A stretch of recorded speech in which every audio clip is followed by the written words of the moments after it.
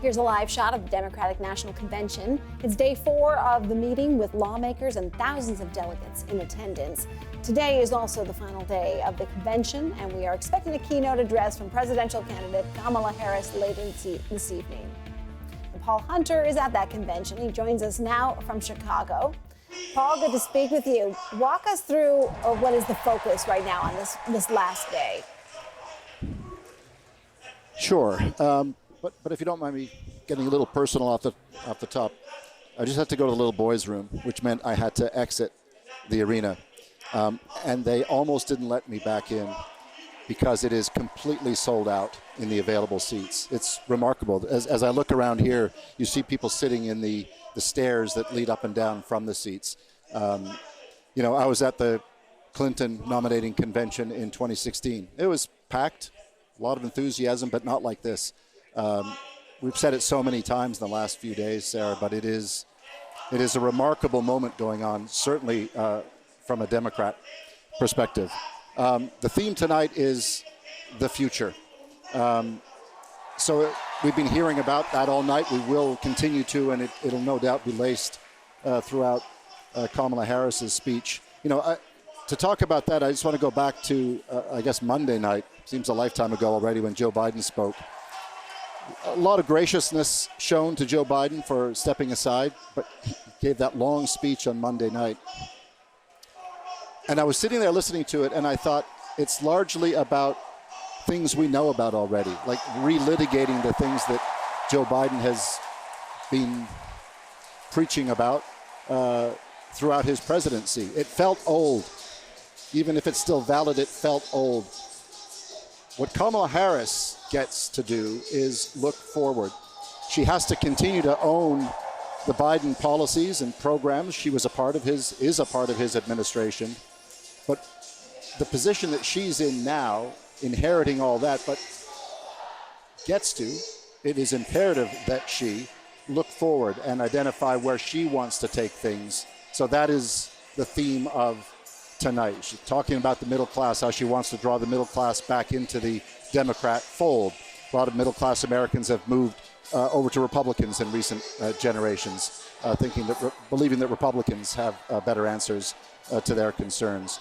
She's going to talk about her history as a prosecutor while looking forward to how she can thus take on, she is so well positioned in her view, Democrats' view, to take on Donald Trump.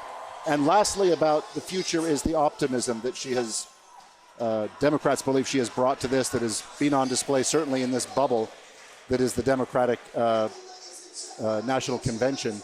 The happiness, the joy, the hopey, changey stuff that we talk about, that's all part of the future, and that really is the theme for the Harris campaign tonight, for the future. There are these moments where a speaker comes up and really wows everyone. And there are these memorable moments. Convention, I'm sure you have long memories of so many conventions you've attended. What does Kamala Harris have to do to make that moment? And how important is it that she have that moment tonight? We'll see, is the short answer. It is very important because she has the stage to herself tonight, and she loses that by and large after tonight. She's not debating Donald Trump on stage. It's just her. The spotlight is simply her. If I'm in her inner circle, what I want people to walk away from tonight is linking the word president with the word Harris.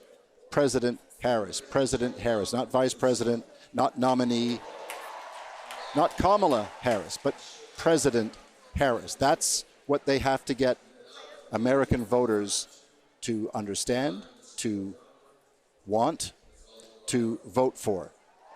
She will accept the nomination tonight.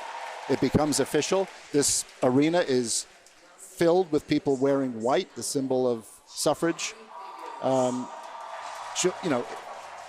Democrats have been to this point before with Hillary Clinton, right? The future, to bring it back to the theme of the night, say Democrats here, is Kamala Harris. President Harris. National leader Harris. But as so many Democrats have told me as well, having said all that, it's got to still be Kamala Harris at the same time, because that is the beauty of her, say her backers here, that she's still Kamala. So I'm gonna sit on the fence on that one. Maybe we'll end it that they're hoping that people walk away from this with President Kamala Harris, and leave it at that. Paul Hunter in Chicago, thank you. Now, one of tonight's highly anticipated speakers is former Illinois Representative Adam Kinzinger. And Kinzinger is a Republican who broke with his party by supporting Kamala Harris. Our next guest is part of a chorus of Republican voices that have endorsed Harris. Craig Snyder is the campaign director for Haley Voters for Harris, a political action committee made up of Nikki Haley supporters have turned Kamala Harris backers. He joins me now from Chicago. Craig, it's good to speak with you. Thank you. During the Republican primaries, you supported Nikki Haley, but when she dropped out of the race, you rallied behind Kamala Harris. Why is that? Well, many of us had hoped that there might be a path to defeat Donald Trump for the nomination of the Republican Party, and thought that Nikki Haley was, in many ways, the potential for a return to the pre-Trump values of the Republican Party that made those of us become Republicans in the first place. But that was not to be. It was never really likely in the cards, because this has become Trump's party. And once it was clear that he was going to be the nominee, I think it became incumbent on Americans of good faith across party lines to see that he's defeated, and that the threat that he posed to American democracy not be restored to the White House. At the same time, that's sort of the push, if you will. But the pull is that Vice President Harris is an extremely qualified, extremely capable, extremely ready candidate to be president. Somebody who brings a new generation, a new sense of energy, and we believe is squarely in the center of the American political system. Craig, as a Republican, what is it like to be at a Democratic National Convention? And let me say, you're not the only one who's there, because we've heard speeches from people just like yourself who are Republicans who are making it very clear that they are voting for Kamala Harris. Yeah, I mean, the Nikki Haley campaign, and particularly after she dropped out, and people continued to vote for her, including me in my state of Pennsylvania, really kind of put it sort of quantified the anti-Trump wing of the Republican Party at about 20%. Well, that's a lot of people. And some of us are here in Chicago to support, in a very sort of visible way, to support the vice president.